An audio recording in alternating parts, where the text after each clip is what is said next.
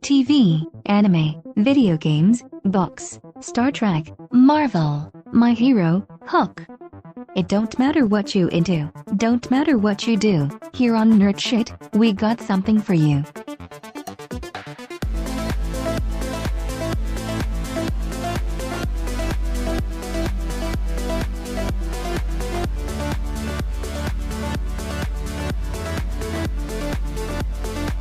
Welcome back to Hypothetically Sound Presents-Nerd Sh, where we talk about nerd shit. Hope you guys are doing well. We're back with more Walking Dead. We're on season 2, episode 1. The Way Forward, I believe the episode is called. Nope, it's What Lies Ahead is what it's called. Yes, What Lies Ahead. How are you guys doing? How did you enjoy season 1 now that we're through season 1? I understand why it got popular. Yep. Especially more towards the end, the first couple of shows, they were trying to build up so much. And then they just got into it, and so it got better. And then I became addicted. Yeah, that makes sense. Looking at our stats, we did well. Season 1, on the podcast. The Tell It to the Frogs episode was our most popular episode. So yeah, let's try to recreate that magic. Oh, good Lord, people are listening to me? Apparently. Oh, wow. Thanks, guys. So yeah, like I said, we're on season 2, episode 1, What Lies Ahead. As always, going to give a quick plot of the episode, and then we'll get into it. So in episode 1 of the second season, after the season finale, Rick Grimes leads the group of survivors from Atlanta toward Fort Benning following the destruction of the CDC. Rick attempts to contact Morgan, but can't reach him. Along a highway, the group is forced to stop as a number of abandoned cars litter the road, making it impossible to pass. Further, Dale must stop to fix the RV that is broken down again, as the others push cars out of the way and scavenge for supplies. As this is going on, a horde of a walker appears behind them. The group takes shelter under cars and in the RV and things like that to avoid them. In this haste, T-Dog severely cuts his arms. Some walkers spot Sophia, the daughter of Carol, hiding under a car as she flees into a nearby forest. Rick follows her and tells her to find someplace safe to hide while he dispatches the walkers. This horde soon passes and the group returns to the clearing in the road where the RV is, while Rick and Daryl attempt to find Sophia. While Rick is gone, Shane tells Rick's wife Lori that he plans to leave the group on his own accord. Rick and Daryl return on successfully, and the group spends the night while waiting to resume the search the next day. Carol berates Rick for losing Sophia. During the search, Andrea confronts Dale about her decision to stay at the CDC and wanting to die on her own terms, and his choice to stay with her took that chance away from her. The group finds a small church and dispatches a few walkers aside as Carol prays for the return of her daughter. Andrea overhears Shane arguing with Lori about him leaving, and she tells him she wants to go with him. Rick sees the group starting to break apart, questions his leadership abilities, and also prays for guidance. As the episode comes to a close, Rick, Shane, and Carl go hunting for food, and they spot a deer nearby. As Carl goes up for a closer look, a gunshot rings out, and Carl finds he has been shot in the stomach, falling over to Rick's shock. So let's start where we are. So how did you like the season 2 premiere? A lot packed into it. Kind of after the CDC, I think it brought them more into the reality of what they were facing, of what was really out there in the world, because they were kind of all living in their little sheltered life up on that mountaintop. I agree. Definitely, they were living in the mountains, enclosing them from what the true horrors of this virus, and then going to the CDC and hearing from this guy that everywhere is shut down. I think show them how real this situation was, because they were going back in town getting supplies, and like they knew the town was shut down, they knew Atlanta was shut down, but finding out that Their hope away. everywhere was shut down. Yeah, it took their hope away, because until then they had, we just need to go here, we need to go here. And even when they were leaving the CDC, their next thing was, well, Fort Benning's okay. So they're still have some hope, but they're clinging at that point when they leave the CDC to just, one more thing. That's their direction. That's what they clung to and what they were trying to do. In perspective of someone who had to watch and wait for that episode to come out, I think it's also a really good reminder of how dangerous the world is and how like quickly it goes from like just I want to say average, but an average day for them to just how breaking loose and how quick like everything just goes to shit, Before we break down like the scenes and stuff like that, did you guys have any negative feelings about this first episode, or anything that you would change looking back at it?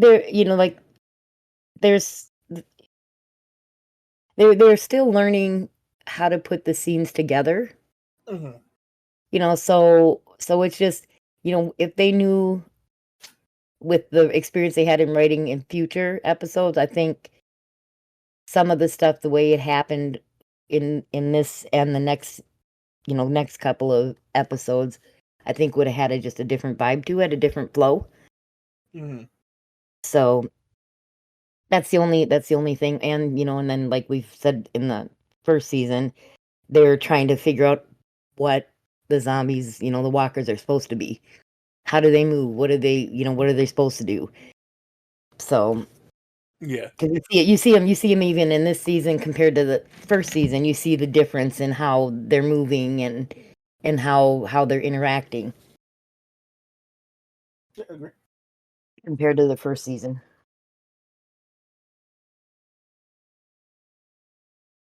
I think a big issue they have in the first season and even starting this season is the amount of info they want to put into the episode. I remember me and Alec were talking about it, and I'm like, oh, this is what's in the episode. And then he's like, oh, this is what else is in the episode. And you forget how much is packed into this episode. Like, it feels like literally 3 episodes are in this one episode. So they leave the CDC, they get stuck on the highway, then Sophia goes missing and Carl gets shot. Like, I thought those were different episodes. Yeah. I thought yeah, like, said that stuck on the highway, and then all of a sudden, yeah, there's more, and then there's more. Yeah. Well, and at that point, they still, they knew it was starting to be a success, but they didn't know how big of a success it was going to be. So they were just trying to get all their information. Well, let's just keep writing and get people hooked into it. So I get that piece of it where they were just trying to make sure that, keeping people's interest, which you see in a lot of new series is they just jam pack it full. And then it starts once people are comfortable with the characters and they've developed the characters, and, kind of slows down and you get more of a storyline centralized.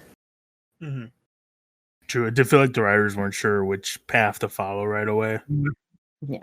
I think I'm sorry. I was gonna say they were doing like, do we focus on Carol? We made this, the Carol and everything happening with her, or do we keep the focus on Rick and his family? What about everybody else that we've got, and trying to still, and you got to remember, they're still trying to kind of follow some of the aspects of the comic book, because they didn't know at that point how close they wanted to stick to the comic book, or if they wanted just to start going in different development for the characters, which they ultimately decide to do, but they're still trying to keep some integrity with the comic books.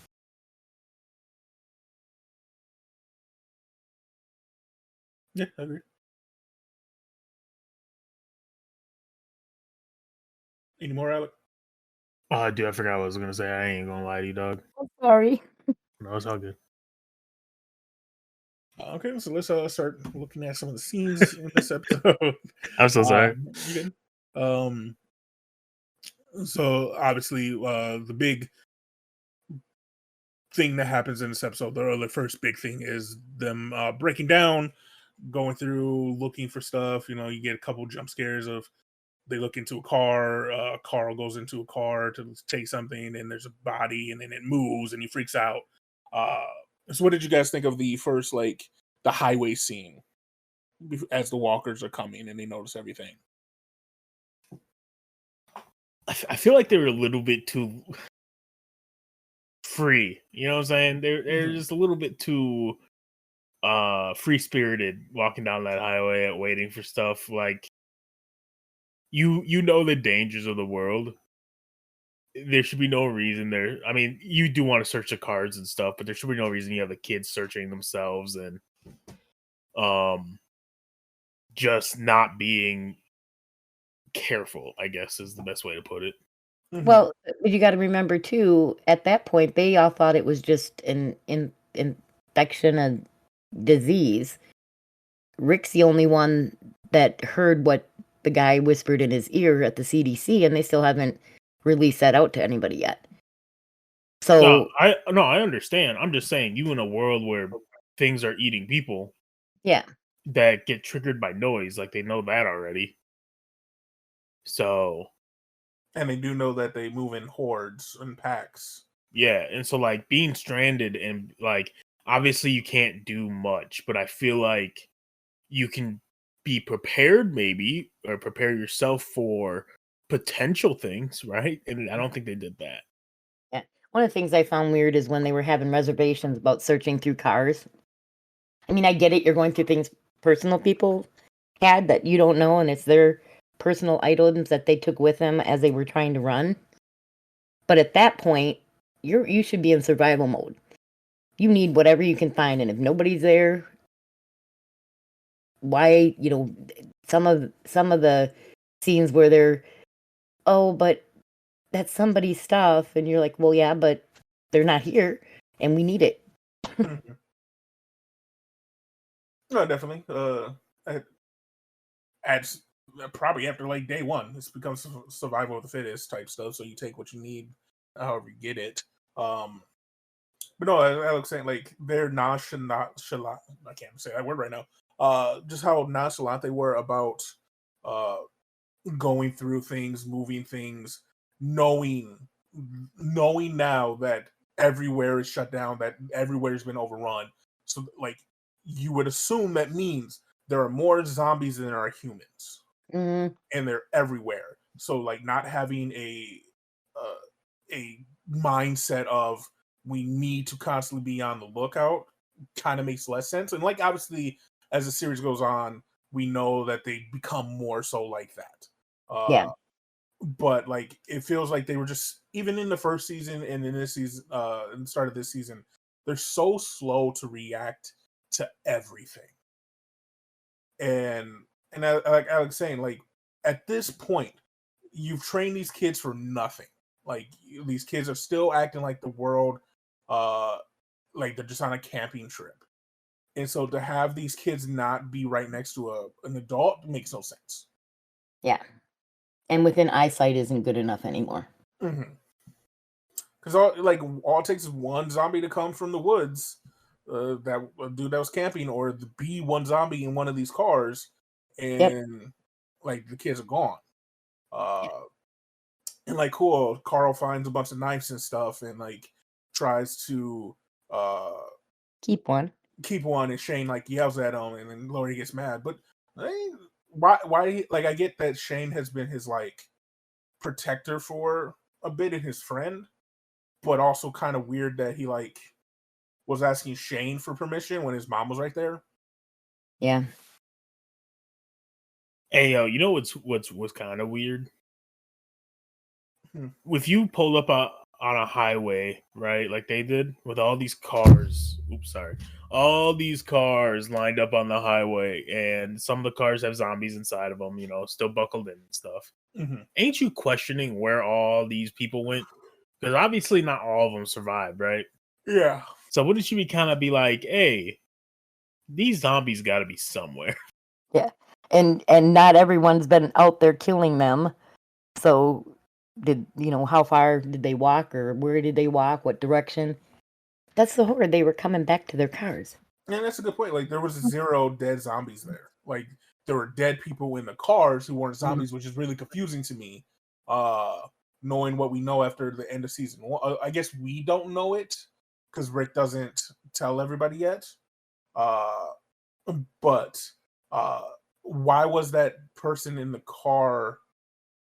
Like, unless I have to go and watch the clip again, but unless that person was shot in the head or stabbed in the head when Carl grabbed the knives and stuff, why wasn't that a zombie? True. Yep. And I think they do that a couple times where, like, I think they forgot that everybody becomes a zombie for a bit, and so, like, there are dead bodies that haven't been killed, essentially, that haven't become zombies.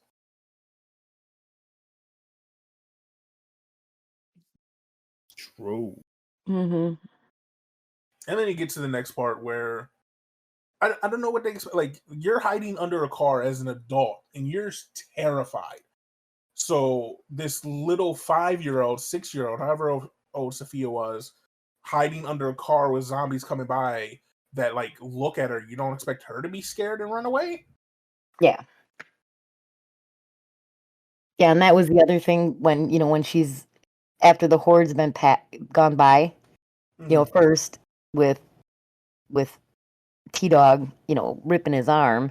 Yeah. And then, and Daryl throwing a dead person on him. It's like dealing with that, but then when she's down there in the woods and Rick finds her, and I get, he didn't want them following him back, but you had all those people up there, and it was just the two that you can, run back, take her in your arms, and head back to where there's other people that can help you.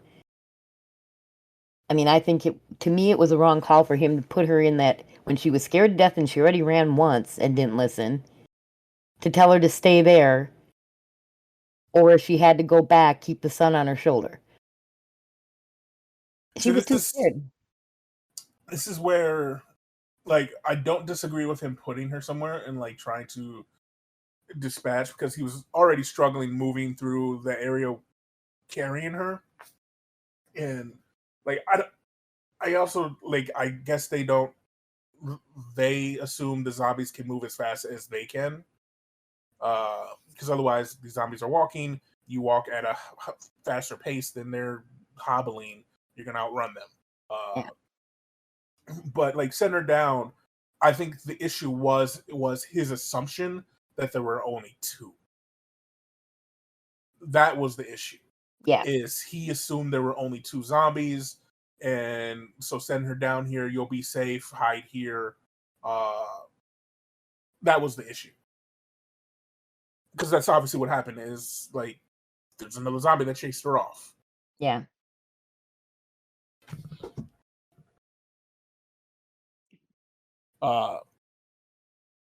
And then Carol blaming him. Like, she needed someone to blame, and he was the easiest to blame. But, like, I feel like in this atmosphere of the zombie apocalypse, like, blaming is dumb. Yeah, because you can't predict anything anymore. Mm-hmm. I mean, Lord, that's the only thing in that episode when Lori, turns around and tells her, you need to stop blaming my husband. Well, you wouldn't be here, and we wouldn't be where we are right now if Rick hadn't made some of the decisions he made. Mm-hmm. That they would have still been up on the mountaintop, and they would have still, they would have been just hanging out, waiting for a horde to come. Yep.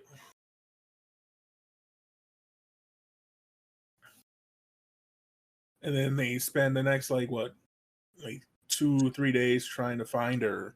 Yeah. And like, obviously you don't give up searching. But you do limit the amount of people who are searching after a certain amount of days. Yeah. Did you guys notice the guy in the tent? Did you see the button he had on? No. So the button he had on just said no excuse for domestic violence. So it was a playback to the first season. Mm. I just thought that was interesting that, they had, like, I was wearing that button. Oh yeah, that's a good little by the costume department. Yep. Just a quick note about it's not. I guess it's about the show. So yeah, I think having kids in the apocalypse changes the rules of like kids because no one really has a future to guarantee anymore, right? Mm-hmm. And I think putting full effort into kids at that point. Well, I'm just saying, if it wasn't a zombie apocalypse, yeah, we put full effort to find that kid, right? But the kid runs off, that kid dead. And if it survives, that kid a badass. And I don't want to mess with that kid no more. You know what I'm saying? Mm-hmm. Like, we struggling to survive. This child is now gone in the woods because her child brain said this was the best option. And she got caught. Unfortunate. Well, at this point, But nobody fuck knows. it, we ball, we move on. Because people would just be dying. You know what I'm saying? Yeah, and like I said, because we watched some of the seasons, and we know what happens with Sophia, but at this point, nobody else, nobody knows. Oh no, I'm saying without knowledge. Like if I was part of that group and that happened, I wouldn't blame Rick. And I understand it's not my kid, and if it was my kid, it'd probably be a little bit different. But at the same time, like, why am I relying on someone else for my kid too? You know what I'm saying? Yeah. It's one of those weird like situations where I understand why, but realistically speaking, it shouldn't have happened at all. Mm-hmm. I'd go look for you guys for at least 2 days, and then Don't. I would just yell, "Mommy loves you," and maybe we will find each other again. But that's the thing. Don't. That's like there's a horde around, and It's a mama bear thing. even if we manage to survive, like you sticking around raises your chance of dying. So if anything, it's a waste. Okay, so if that ever happened, and I chose, honor your wishes that way, and we would run across each other, you would not have held that against me that I didn't live hard. No, not at all. Like it's all about survival. Like at that point, it's all about survival. And again, there is no future that is guaranteed anymore. Like the future is gone. Rick knows this. Mhm. They don't. They find out later. But like, there is no future. There is nothing. It is just a horde of zombies. It's just surviving as long as you can. There is no future. So like, if you chose survival over looking for me, who I got in a situation that is not good, that is understandable 100% to me. I would not be mad. Okay. Just clarifying, so I know where I stand. Speaking of survival and choosing, how do you feel about Andrea being upset about Dell or being mad at Dell? Oh, when she yelled at him for because she took away his chance. Yeah, that's dumb because her decision, like his decision to stay with her, is his choice just as much as it is her staying there is her choice, right? Like she's like, well, I didn't want Dale to die, so I left because he would have stayed if I stayed. So you took away my choice. And it's like, no, you chose to leave. Like he's just like he chose to stay with you. You chose to leave to make sure he survives. So he was either like, I don't want you dying by yourself, like I will die with you. That's my choice. So in a way, if she sees it that he took away her choice, it went vice versa. Yeah, she took away his choice. She's just selfish. Yeah. Andrea's definitely on my list of like 20 worst characters in all of like TV. Like my personal list, she's like number like 13. Like I've never liked her character, and like this is the issue. It's me. I wanted to die. Cool. He cared enough about you that he was willing to. He didn't want to live without you being around, and so he decided to stay and die as well. Yeah, she makes a bunch And of then bad choices. she was like, I don't want that, so I'm gonna live with you then. And then I'm gonna hate you, and I'm gonna try to leave with Rick or with Shane. And like, why are you leaving? Like, that's the other thing. I don't understand why she wanted to leave, because you don't want to see Del. Okay, then don't see him. Yeah, don't talk to him. She wanted out of there so that she didn't have to feel guilty for anything that she chose to do, because she didn't want Dale to stop her, because she knew he would be the only one that could. Mm-hmm. And that's typical when your mind is gone to a place where you just don't want to be around anymore. And there's, one or two people that, even though that's what you want to do, you can't do it to them. And that was Dale to her. And this is the thing. Like, there's nothing stopping her from, they all go to sleep and walking off into the woods and letting a zombie bite her. Or just leaving before that. Or, like, nothing's stopping her from doing this. She just didn't want to be alone. But she didn't want to be by someone that was a conscience to her. Mm-hmm. Yeah. I hate Andrew. Yeah. Worst character. Yeah. Like, there's racists in the show that eat people. Yeah. And she's still worse than them. So this whole running to the church thing because they heard the bell. Mm-hmm. Again, sounds attract the walkers. And they're running full bore to the church and open the church doors, not knowing what's going to be in there. And not really watching to see if they're, checking to see if there's any walkers coming to the church. I just thought that was a bizarre scene. Because they're running where, they heard the bells. And they're, I get it. Yes, maybe Sophia heard them and ran to the bells as well. But it was just how all of them went running. It's just crazy. No, I agree. And then for the final thing we'll talk about in the final scene of the episode, Carl being shot while trying to touch a deer. Yeah, it's just bad luck, dog. No, they deserved it. Why are you, like, it's a zombie apocalypse. You don't know how it's reacting to animals. Or even if it isn't a zombie apocalypse, I'm not letting my kid walk up to a deer in the woods. So all I'm going to say is it's a zombie apocalypse. You're correct. How they react to animals, kind of fair. Like if the deer was a zombie and bit the boy, yeah, they deserved it. But that's not what happened. The man got shot. Yeah. Okay. And the fact that I also would not assume that there is some random person hunting a deer with a rifle in the middle of a zombie apocalypse, to be fair. No, but I'm still not letting my kid walk up to a deer that can kick him. See, that's just the city boy in you talking, right? Back in my day, we wrestled bears. Okay. Oh my God! When we wrestled the bears, deer were nothing. Wrestling the bears on the scales. Yeah. Yeah. I will argue this one with Randy. He got to go deer hunting with your grandpa, and that's one of the things that I don't know. This scene just like, that's all I could think of was, well, okay, so I know it's not September, October that they're doing this walking around because that deer had velvet on its horns, and so it wasn't rutting. I mean, it was a buck. You don't approach a buck at any time to begin with.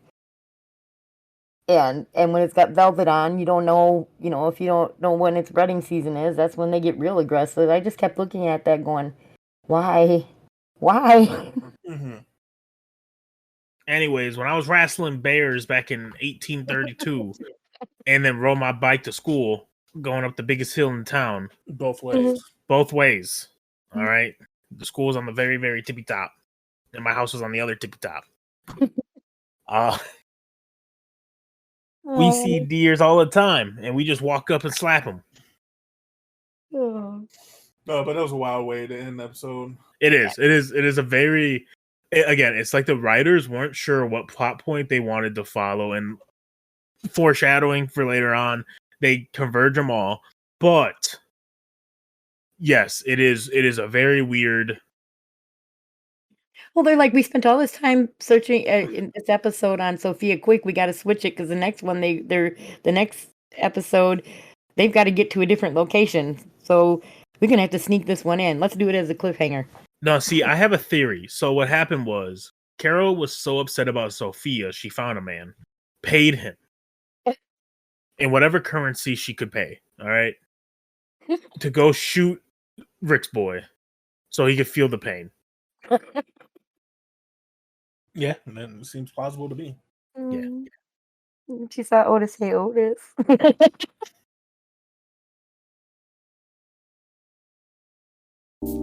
Yeah, that's the end of the episode. Hope you guys enjoyed. We'll be back with season 2, episode 2 next. So until next time. Until next time. All right. Bye, y'all.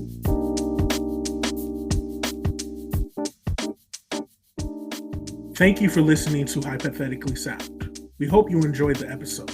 All episodes can be found at hypotheticallysound.podbean.com, as well as on Apple, Spotify, and Pandora.